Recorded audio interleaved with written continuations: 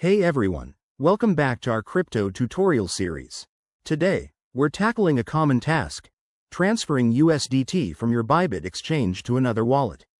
USDT is a stablecoin pegged to the US dollar, making it super handy for quick and secure transactions.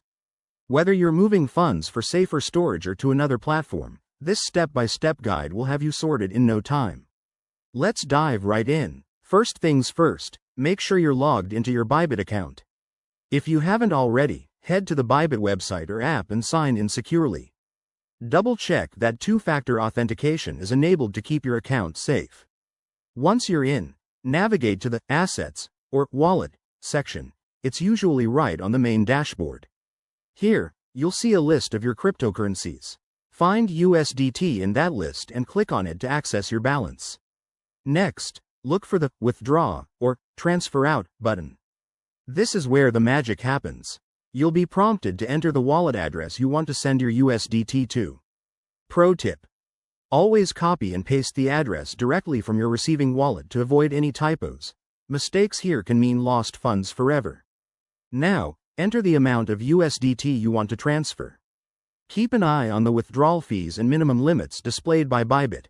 These can vary based on network congestion. After that, review all the details carefully, including the network type like Tron or Ethereum, to ensure everything matches. Hit the Confirm button, and you might need to verify via email or 2FA. Once approved, your transfer will be processed. It typically takes a few minutes to an hour, depending on the blockchain network.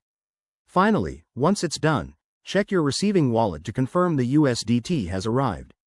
Remember, crypto transactions are irreversible, so always stay vigilant with security.